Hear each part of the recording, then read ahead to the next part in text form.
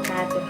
Halo teman-teman semua, kembali lagi dengan saya Res Nurahimah Harahap dari Prodi Pendidikan Agama Islam semester 4 dari kelas A dengan NIM 2314010035. Pada video kali ini saya akan membahas tentang konsep pendidikan berdasarkan Quran Surah At-Tahrim ayat 10 sampai ayat 12. Nah, untuk lebih jelas, mari sama-sama kita bahas Quran Surah At-Tahrim ayat 10 sampai ayat 12 tersebut. A'udzu billahi minasyaitonir rajim. Bismillahirrahmanirrahim. Daraballahu mathalan lilladzina kafaru imra'atan Nuhin wa imra'atan Lut. Kanata tahta 'abdaini min 'ibadina shalihaini fakhanatahuma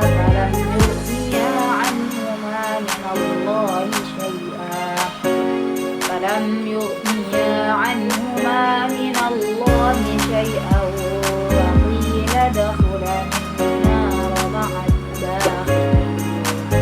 وضرب الله مثلا للذين آمنوا امرأة فرعون إذ قالت رب ابن لي عندك بيتا في الجنة ونجني من فرعون وعمله ونجني من القوم الظالمين. ومريم ابنة عمران التي أحصنت فرجها فنفخنا فيه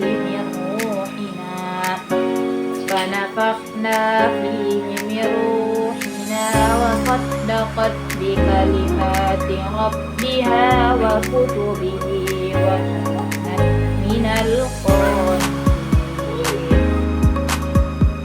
Allah membuat perumpamaan bagi orang-orang kafir, istri Nuh dan istri Lut. Keduanya berada di bawah pengawasan dua orang hamba yang soleh di antara hamba-hamba kami. Lalu, kedua istri itu berkhianat kepada kedua suaminya. Tetapi, kedua suaminya itu tidak dapat membantu mereka sedikit pun dari siksaan Allah. Dan dikatakan kepada kedua istri itu, masuklah kamu berdua ke neraka bersama orang-orang yang masuk neraka. Dan Allah membuat perumpamaan bagi orang-orang yang beriman, istri Fir'aun, ketika dia berkata, "Ya Tuhanku, bangunkanlah untukku sebuah rumah di sisimu dan surga, dan selamatkanlah aku dari Fir'aun dan perbuatannya, dan selamatkanlah aku dari kaum yang zalim." Dan Maryam, putri Imran yang memelihara kehormatannya, maka kami tiupkan ke dalam rahimnya sebagian dari roh ciptaan kami, dan dia membenarkan kalimat-kalimat Tuhannya dan kitab-kitabnya, dan dia termasuk orang-orang yang taat. Menurut Imam At-Tabari, Quran Surah At-Tahrim ayat 10 ini adalah menjelaskan bahwa keimanan dan ketaatan seseorang itu kepada tokoh soleh tidak berguna jika ia sendiri tetap dalam kekafiran.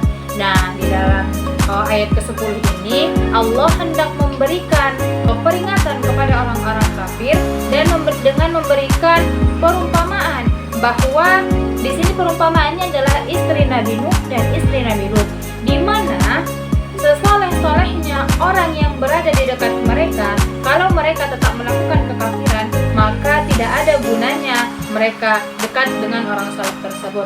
Jadi, tidak menjadi jaminan orang soleh yang berada dekat dengan kita, misalkan keluarga kita adalah orang soleh, tidak menjadi jaminan kita akan selamat, karena keimanan dan ketaatan itu adalah berasal dari diri kita sendiri, bukan dari keluarga kita, dari guru kita, ataupun orang-orang yang lain. Jadi tetap pengamalannya adalah dari diri kita sendiri.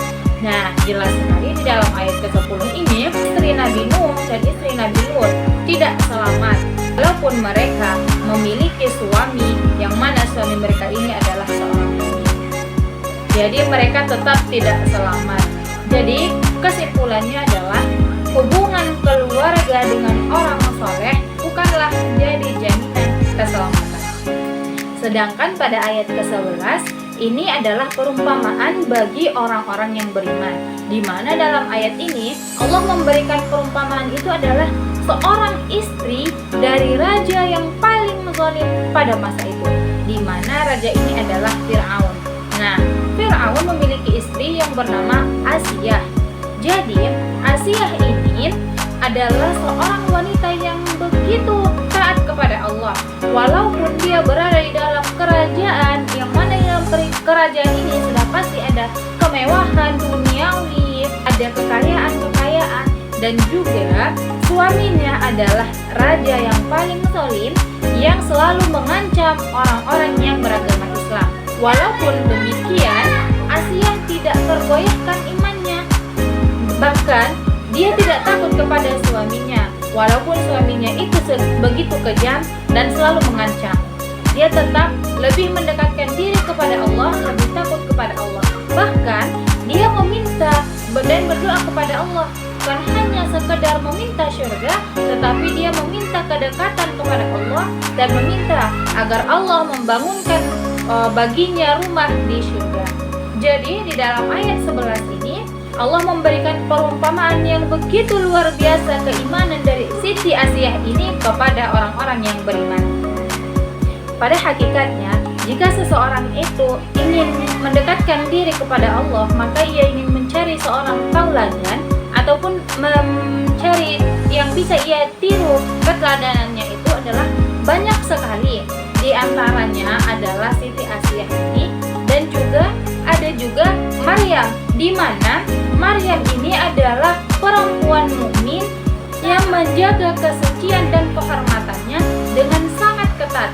Ia tidak pernah disentuh oleh laki-laki manapun, saking taatnya ia kepada perintah Allah, di mana Allah melarang seorang perempuan di antaranya bersentuhan dengan lelaki yang bukan mahramnya. Nah, Maryam ini melaksanakan semua perintah dari Allah tersebut, tetapi Allah memberikan ruh ke dalam rahim Maryam, yaitu Nabi Isa alaihissalam. Nah, pada saat itu Maryam hamil, sedangkan ia tidak pernah disentuh oleh lelaki manapun. Pada saat itu tentu orang-orang akan mencemooh dia, akan menggosipinya, akan membahas tentang dirinya, dan akan mengatakan bahwa dia bukanlah wanita baik-baik, padahal sebenarnya itu adalah mukjizat yang Allah berikan kepada Maryam. Tetapi walaupun banyak orang yang menjadikan Maryam ini sebagai bahan omongan, Maryam tetap sabar dan bahkan dia mengasihkan diri sampai ia melahirkan Nabi Isa alaihissalam. Surah At-Tahrim ayat 10-12 ini memiliki pesan-pesan pendidikan kepada kita, di mana diantaranya adalah tanggung jawab pribadi dalam pendidikan. Jadi jelas sekali keberhasilan belajar dan membentuk karakter adalah tanggung jawab kita pribadi. Lingkungan dan guru itu hanyalah sebagai fasilitator, sedangkan keberhasilan itu ditentukan oleh diri kita pribadi.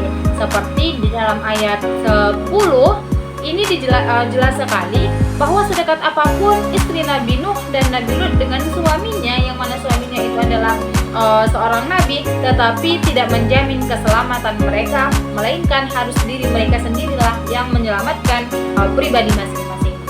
Kemudian pendidikan yang bisa kita ambil juga dari ayat ini adalah tentang keteladanan ataupun role model.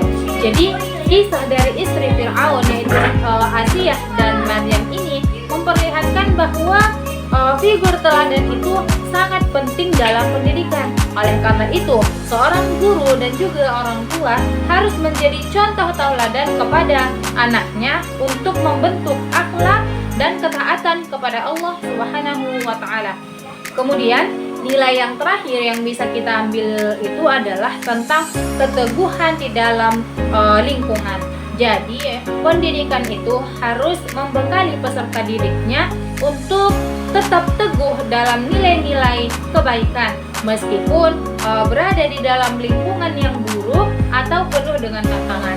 Jadi, kita harus menjadikan Maryam, begitu juga Asiyah sebagai role model bagi kita. Seperti Asiyah ini, walaupun dia berada di lingkungan yang begitu kejam, yang begitu zalimnya suaminya itu, tetapi dia tetap taat dan mengikuti mengikuti apa saja yang diperintahkan oleh Allah Subhanahu wa Ta'ala.